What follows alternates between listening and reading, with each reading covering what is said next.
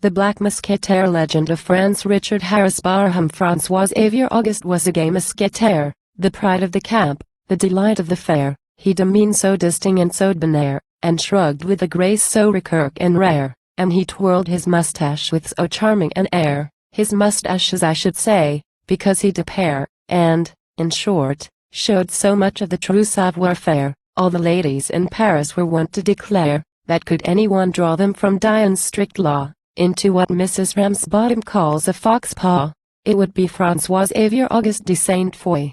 Now, I'm sorry to say, at that time of day, the court of Versailles was a little too gay. The courtiers were all much addicted to play, to Bordeaux, Coubertin, Frontignac, Saint-Péray, Lafitte, Chateau Margaux, and Sillery, a cargo on which John Bull sensibly lays an embargo, while Louis Quatorze kept about him, in scores, what the noblesse, in courtesy, termed his joncheurs. They were called by a much coarser name out of doors. This, we all must admit, in a king's not befitting. For such courses, when followed by persons of quality, are apt to detract on the score of morality. François-Xavier Auguste acted much like the rest of them. Dressed, drank, and fought, and chassed with the best of them. Took his oil de Pertrix till he scarcely could see. He would then sally out in the streets for a spree.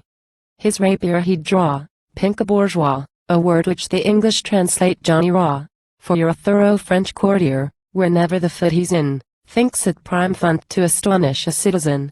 And perhaps it's no wonder that this kind of scrapes, in a nation which Voltaire, in one of his japes defines an amalgam of tigers and apes, should be merely considered as little escapes. But I am sorry to add, things are almost as bad a great deal nearer home, and that similar pranks amongst young men who move in the very first ranks, are by no means confined to the land of the Franks.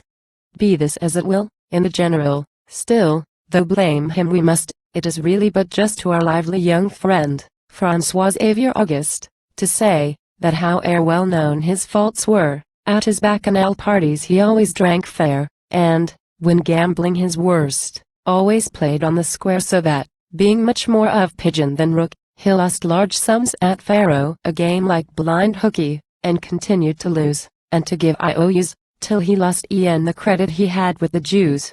And, a parallel if I may venture to draw between François-Xavier Auguste de Saint-Foy, and his namesake, a still more distinguished François, who wrote to his soeur from Pavia, Mon coeur, I have lost all I had in the world for's l'honneur.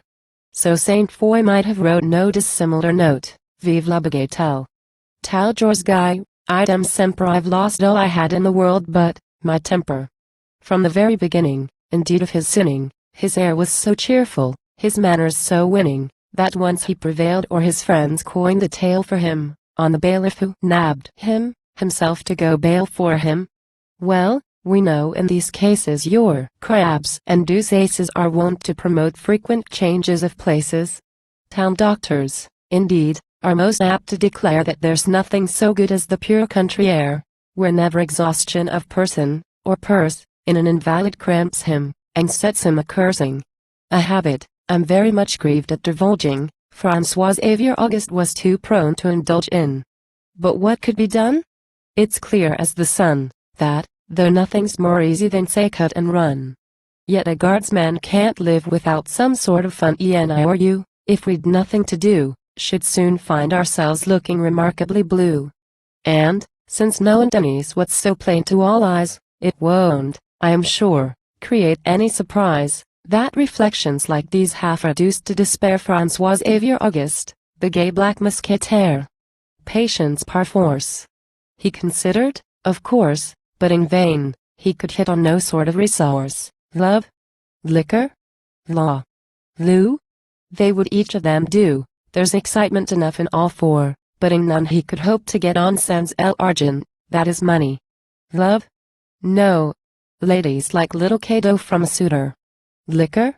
No, that won't do, when reduced to the pewter. Then law. 'Tis the same.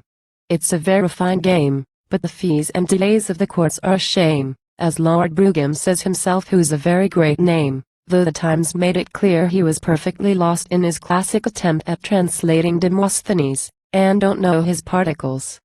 Who wrote the articles, showing his Greek up so, is not known very well. Many thought Barnes, others Mitchell, some Merivale. But it's scarce worth debate, because from the date of my tale one conclusion we safely may draw, viz.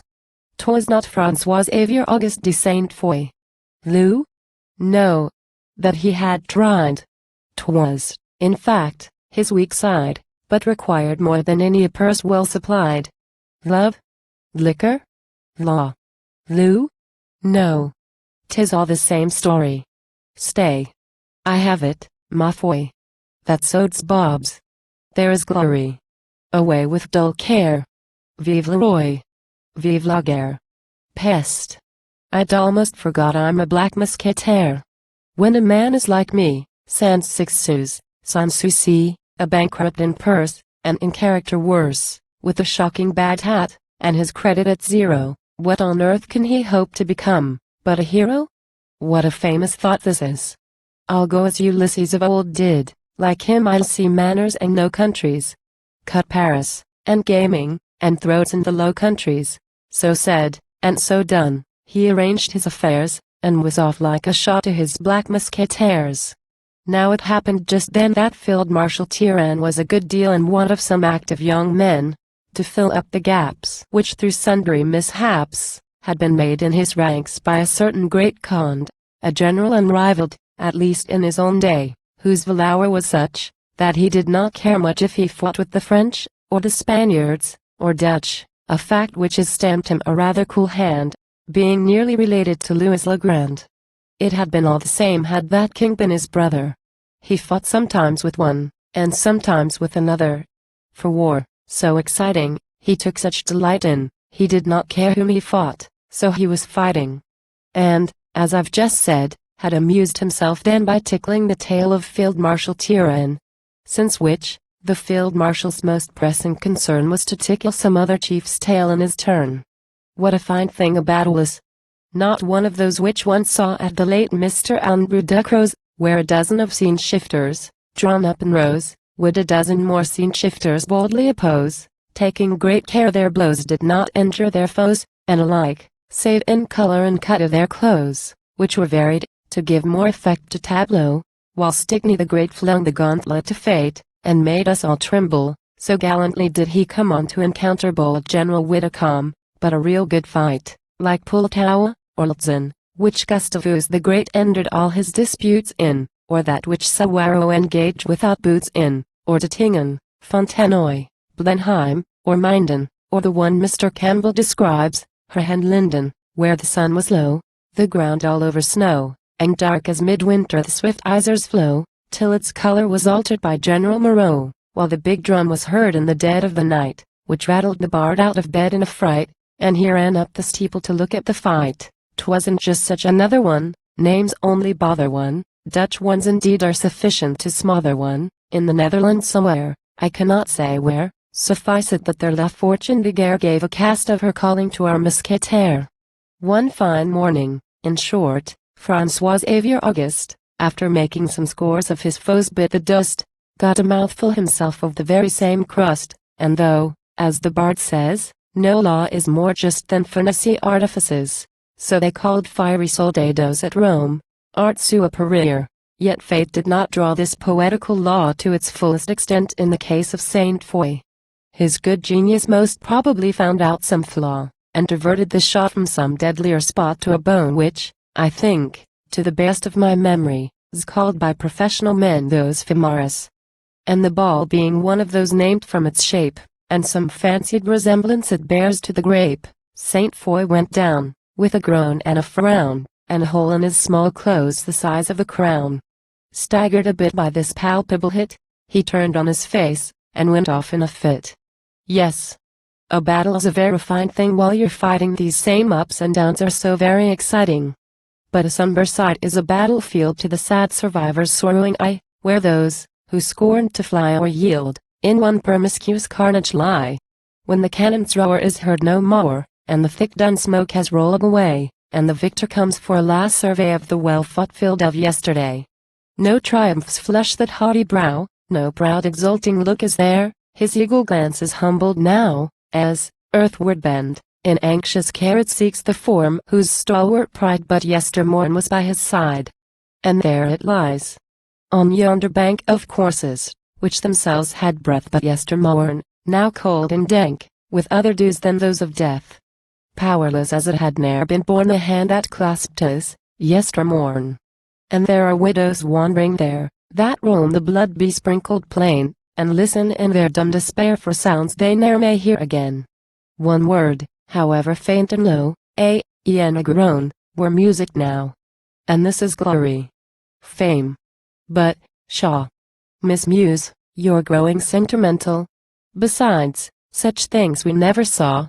In fact they're merely continental. And then your ladyship forgets some widows came for epaulets. So go back to your canter.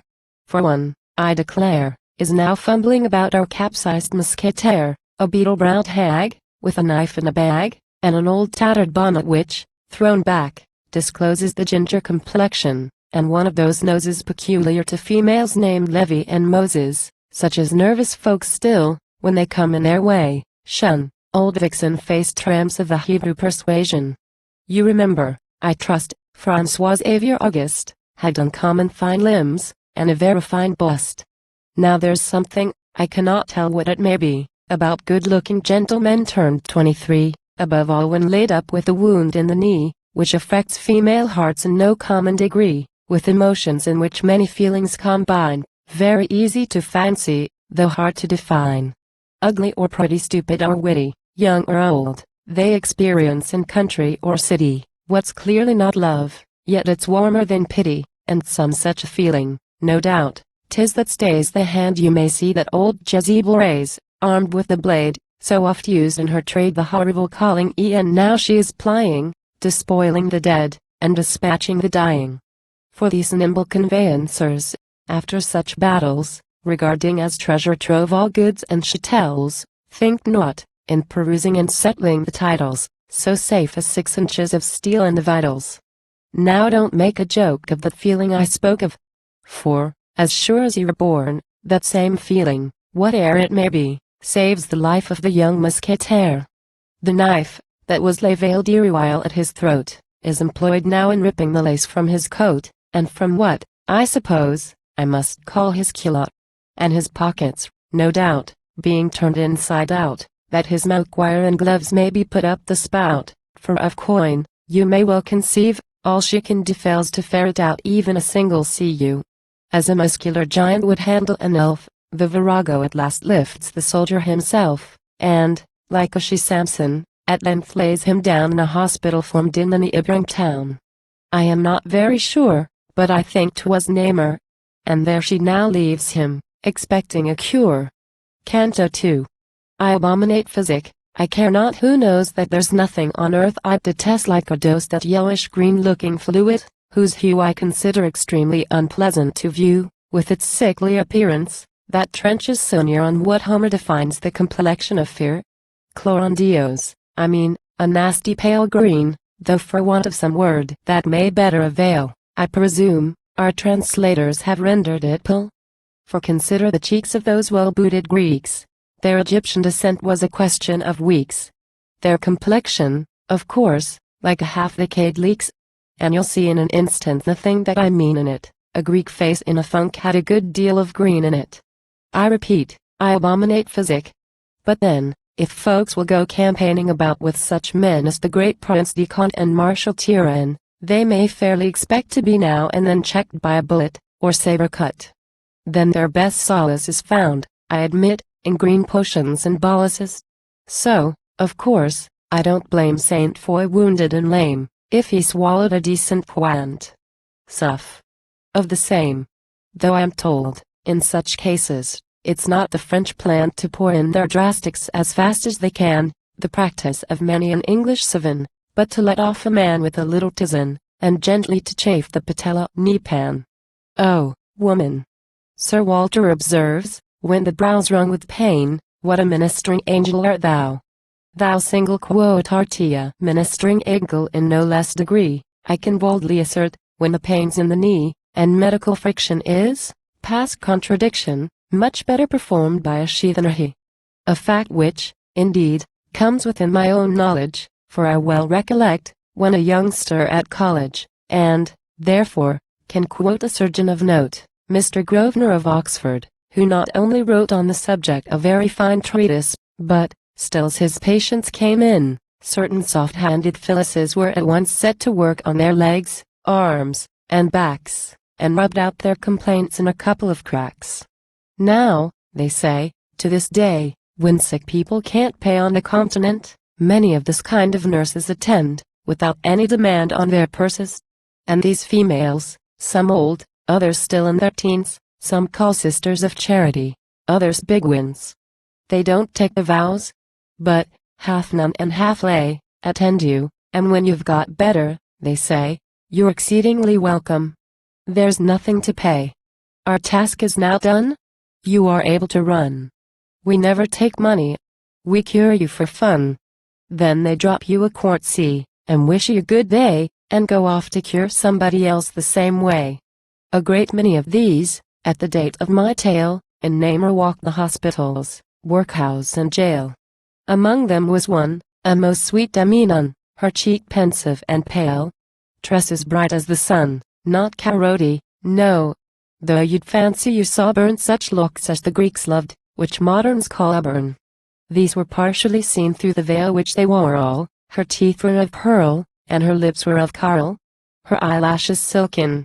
Her eyes, fine large blue ones, were sapphires. I don't call these similes new ones, but, in metaphors, freely confess I've a leaning to such, new or old, as convey best one's meaning. Then, for figure? In faith it was downright barbarity to muffle a form might an anchorite warm in the fusty stuff gown of a Sir de la Chariot. And no poet could fancy, no painter could draw one more perfect in all points, more free from a flaw, than hers who now sits by the couch of Saint Foy, chafing there, with such care, and so dove like an air, his leg, till her delicate fingers are charred with the steers a podeldock, joint oil, and gallard. Their Dutch appellations are really too hard to be brought into verse by a transmarine bard. Now you'll see, and agree, I am certain, with me, when a young man's laid up with a wound in his knee, and a lady sits there, on a rush-bottomed chair to hand him the mixtures his doctors prepare, and a bit of lump sugar to make matters square. Above all, when the lady's remarkably fair, and the wounded young man is a gay Mousquetaire, it's a ticklish affair, you may swear, for the pair, and may lead on to mischief before they're aware. I really don't think, spite of what friends would call his penchant for liaisons, and graver meant follies. For my own part, I think planting thorns on their pillows, and leaving poor maidens to weep and wear willows, is not to be classed among mere peccadillos. His faults, I should say, I don't think Francois Xavier entertained any thoughts of improper behavior to single quotard as his nurse, or that wants to induce her to sin he meant while superintending his drafts and his liniment. But, as he grew stout, and was getting about, thoughts came into his head that had better been out. While Cupid's an urchin, we know deserves birking, he's so prone to delude folks, and leave them the lurch in. 'Twas doubtless his doing that absolute ruin was the end of all poor dear Therese's shampooing. 'Tis a subject I don't like to dwell on. But such things will happen, amongst the phlegmatic Dutch. When woman, as Goldsmith declares, stoops to folly, and finds out too late that false man can betray, she is apt to look dismal, and grow melancholy, and, in short, to be anything rather than gay. He goes on to remark that to punish her lover, wring his bosom, and draw the tear into his eye, there is but one method which he can discover that's likely to answer, that one is to die.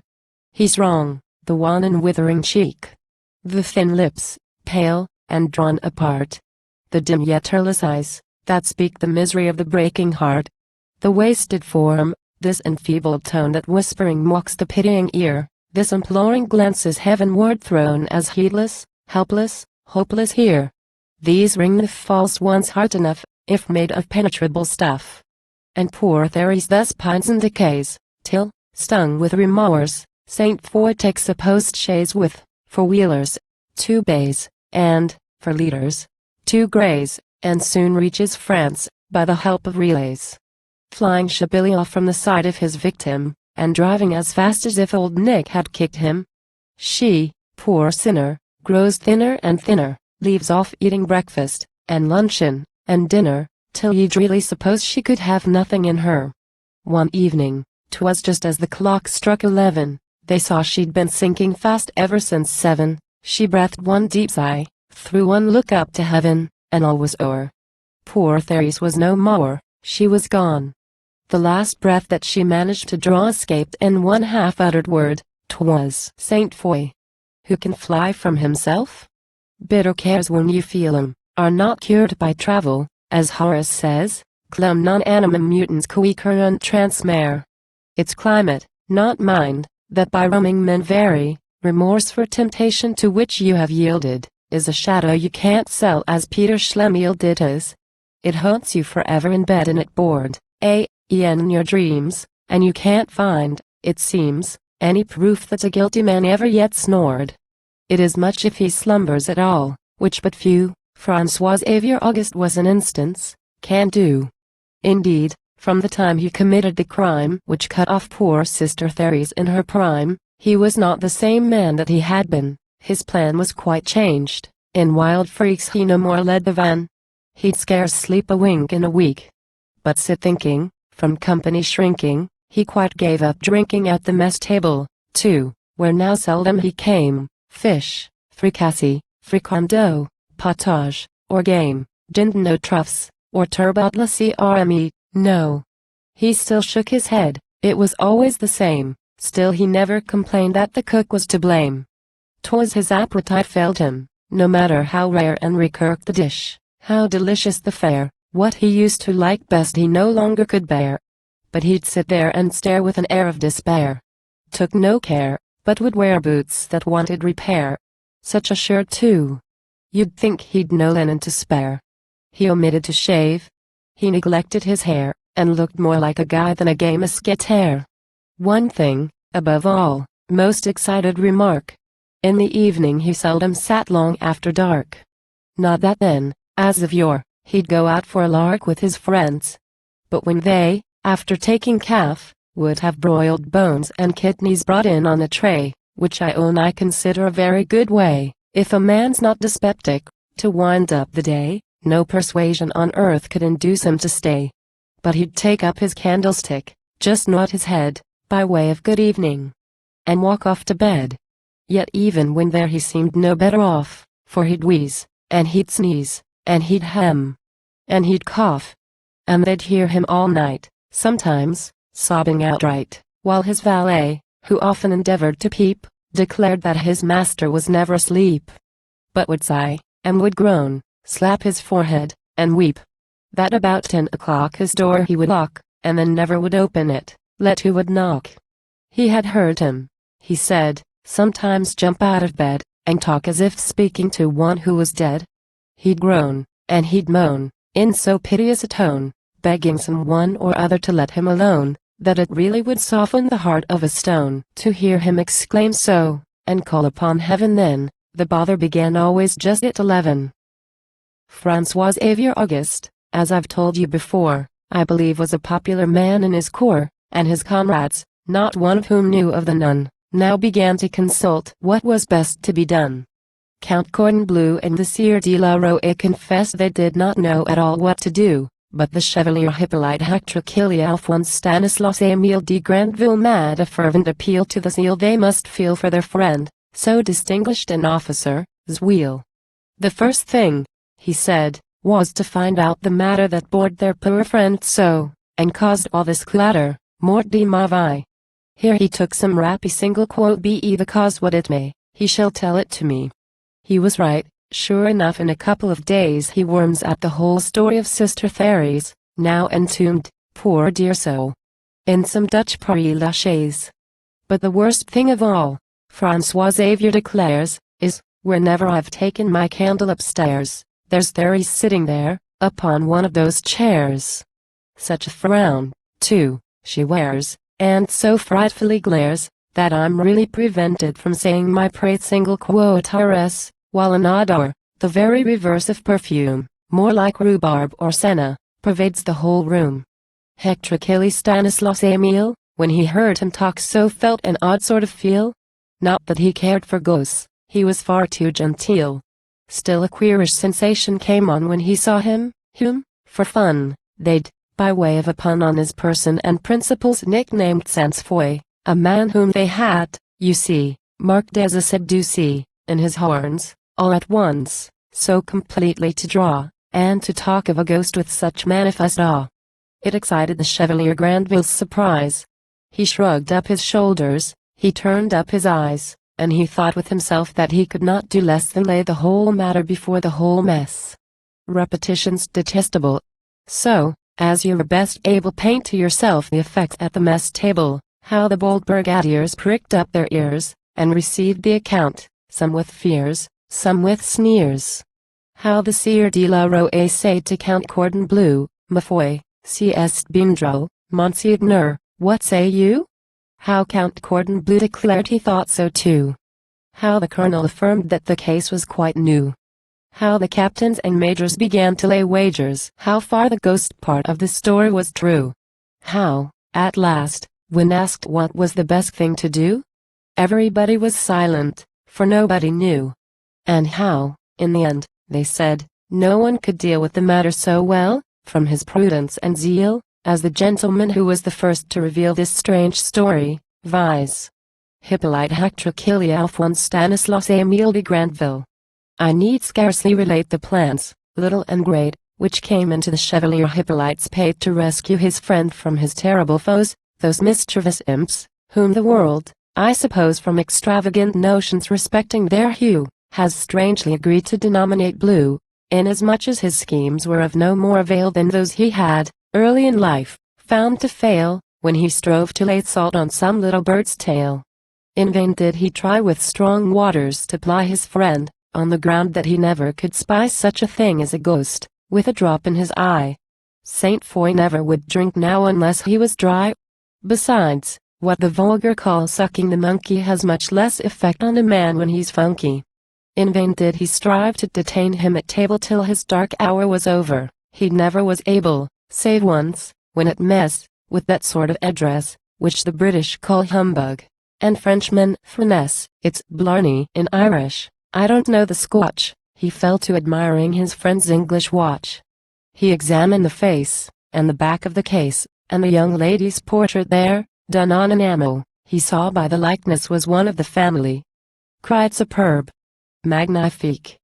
With his tongue in his cheek. Then he opened the case, just to take a peep in it, and seized the occasion to pop back the minute hand. With a demi-cong, and a shrug, and a grin, he returns the bijou and, "C'est une affaire finie, I've done him," thinks he, "no, I'll wager a guinea." It happened that day they were all very gay. 'Twas the Grand Monarch's birthday, that is, 'twas St. Louis's, which in Catholic countries, of course, they would view as his, so when Hippolyte saw him about to withdraw, he cried, "Come, that won't do, my fine fellow, Saint Foy, give us 5 minutes longer, and drink Vive le Roi." François Xavier Auguste, without any mistrust of the trick that was played, drew his watch from his fob, just glanced at the hour, then agreed to hobnob, filled a bumper, and rose with Messieurs, "I propose." He paused, his blanched lips failed to utter the toast. 'Twas 11. He thought it 10:30 at most. Every limb, nerve, and muscle grew stiff as a post, his jaw dropped, his eyes swelled to twice their own size, and he stood as a pointer would stand, at a ghost. Then shrieked, as he fell on the floor like a stone, "Ah! Sister Therese! Now, do let me alone." It's amazing by sheer perseverance what men do, as water wears stone by the spiccadendo, if they stick to Lord Somebody's motto, agendo. Was it not Robert Bruce? I declare I've forgot, but I think it was Robert. You'll find it in Scott, who, when cursing Dame Fortune, was taught by a spider, "She's sure to come around, if you will but abide her." Then another great Rob, called White-headed Bob, whom I once saw receive such a thump on the knob from a fist which might almost an elephant brain, that I really believed, at the first, he was slain, for he lay like a log on his back on the plain, till a gentleman present accustomed to train, drew out a small lancet, and opened a vein just below his left eye, which relieving the pain, he stood up like a trump, with an air of disdain, while his backer was fain, for he could not refrain. He was dressed in pea green, with a pin and gold chain, and I think I heard somebody call him Squire Hayne. To whisper 10 words one should always retain, take a suck at the lemon and at him again. A hint ne'er surpassed, though thus spoken at random, since to Sir's apostrophe, nil desperandum. Granville acted on it, and ordered his tandem. He had heard Saint Foy say, that no very great way from Namur was a snug little town called Grantpur, near which, a few miles from the banks of the Meuse, dwelt a pretty twin sister of poor dear Therese, of the same age, of course, the same father, same mother, and as like to Therese as one pea to another. She lived with her mamma, having lost her papa, late of contraband schnapps and unlicensed distiller, and her name was Desmoulins in English, Miss Miller. Now, though Hippolyte Hector could hardly expect her to feel much regard for her sister's protector, when she'd seen him so shamefully leave and neglect her, still, he very well knew in this world there are few but are ready much Christian forgiveness to show, for other folks' wrongs, if well paid so to do, and he'd seen to what acts single quotaries and gust compel beaux and belles whose affairs have once got at elbows, with the magic effect of a handful of crowns upon people whose pockets boast nothing but browns. A few francs well applied he'd no doubt would decide Miss Agnes Desmoulins to jump up and ride as far as headquarters, next day, by his side. For the distance was nothing, to speak by comparison, to the town where the Mousquetaires now lay in garrison. Then he thought by the aid of a veil, and gown made like those worn by the lady his friend had betrayed, they might dress up Miss Agnes so like to the shade which he fancied he saw, of that poor injured maid, come each night, with her pale face, his guilt to upbraid. That if once introduced to his room, thus arrayed, and then unmasked as soon as she'd long enough stayed, 'twould be no very difficult task to persuade him the whole was a scurvy trick, cleverly played, out of spite and revenge, by a mischievous jade. With respect to the scheme, though I do not call that a gem, still I've known soldiers adopt a worse stratagem, and that, too, among the decided approvers of General Sir David Dundas's maneuvers. There's a proverb, however, I've always thought clever, which my grandmother never was tired of repeating, the proof of the pudding is found in the eating. We shall see, in the sequel, how Hector Achille had mixed up the sweet and plums for his meal. The night had set in. 'Twas a dark and a gloomy one. Off went Saint Foy to his chamber. A roomy one, 5 stories high, the first floor from the sky, and lofty enough to afford great facility for playing a game, with the youthful nobility, of crack-core, a deal in request, when they're feeling, in dull country quarters, ennui on them stealing. A wet wafer's applied to a 6pence a side, then it's spun with the thumb up to stick on the ceiling. Intellectual amusement, which custom allows old troops, I've seen it here practiced at home by our household troops. He'd a table, and bed, and 3 chairs. And all said a bachelor's barrack, where'er ye discern it, you're sure not to find overburthened with furniture. Francois Xavier Auguste locked and bolted his door with just the same caution he'd practiced before. Little he knew that the Count Cordon Bleu, with Hector Achille, and the Sieur de la Roe, had been up there before him, and drawn every screw. And now comes the moment, the watches and clocks all point to 11. The bolts and the locks give way, and the party turn out their bagflocks. With step noiseless and light, though half in a fright, a cup in her left hand, a draught in her right, and her robe long and black, and her veil long and white, Mademoiselle Agnes Desmoulins walks in as a sprite. She approaches the bed with the same silent tread just as though she had been at least half a year dead. Then seating herself on the rush-bottomed chair, throws a cold stony glance on the black Mousquetaire. If you're one of the play-going public, kind reader, and not a Moravian or rigid seceder, you've seen Mr. Kean, I mean in that scene of Macbeth, by some thought the crack one of the piece, which has been so well painted by Mr. M. Cleese, when he wants, after having stood up to say grace, to sit down to his haggis, and can't find a place. You remember his stare at the high-backed armchair, where the ghost sits that nobody else knows is there, and how, after saying what man dares I dare, He proceeds to declare he should not so much care if it came in the shape of a tiger or bear, but he don't like it shaking its long gory hair. While the obstinate ghost, as determined to brave him, with a horrible grin, sits and cocks up his chin, just as though he was asking the tyrant to shave him. And Lennox and Ross seem quite at a loss if they ought to go on with their sheep's head and sauce. And Lady Macbeth looks uncommonly cross, and says in a huff it's all proper stuff. All this you'll have seen, reader, often enough. So perhaps 'twill assist you in forming some notion of what must have been Francois Xavier's emotion if you fancy what troubled Macbeth to be doubled, and, instead of one Banquo to stare in his face without speculation, suppose he'd a brace. I wish I'd poor Fusely's pencil, who ne'er I believe was exceeded in painting the terrible, or that of Sir Joshua Reynolds, who was so adroit in depicting it, vid his piece descriptive of Cardinal Beaufort's decease, where that prelate is lying, decidedly dying, with the king and his suite, standing just at his feet, and his hands, as Dame quickly says, fumbling the sheet, while, close at his ear, with the air of a scorner, busy, meddling, old Nick's grinning up in the corner. But painting's an art, I confess I am Ryan. The fact is, I never took lessons in drawing. Had I done so, instead of the lines you have read, I'd have given you a sketch should have filled you with dread. Francois Xavier August squatting up in his bed, his hands widely spread, his complexion like lead, every hair that he has standing up on his head, as when, Agnes Desmoulins first catching his view, now right, and now left, rapid glances he threw, then shrieked with a wild and unearthly halloo, Mon Dieu! Villa Dieu! By the Pope, there are two. He fell back, one long aspiration he drew. In flew de la Roe, and Count Cordon Bleu, Pomade, Pomme de Terre, and the rest of their crew. He stirred not, he spoke not, he none of them knew. And Achille cried, O Dukes!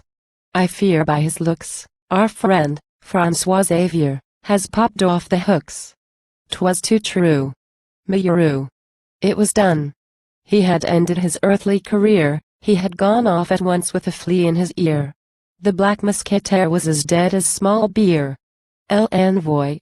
A moral more in point I scarce could hope than this, from Mr. Alexander Pope. If ever chance should bring some cornet gay and pious maid, as, possibly, it may, from Knightsbridge Barracks, and the shades serene of Clapham Rise, as far as Kensal Green, or some pale marble when they join their heads to kiss the falling tears each other sheds. Oh, may they pause and think, in silent awe, he, that he reads the words, Siget Saint Foy. She, that the tombstone which her eye surveys bears this sad line, Hic jacet sor Therese. Then shall they sigh, and weep, and murmuring say, Oh, may we never play such tricks as they? And if at such a time some bard there be, some sober bard, addicted much to tea and sentimental song, like Ingoldsby, if such there be, who sings and sips so well, let him this sad, this tender story tell. Warned by the tale, the gentle pair shall boast, I've scaped the broken heart, and by the ghost,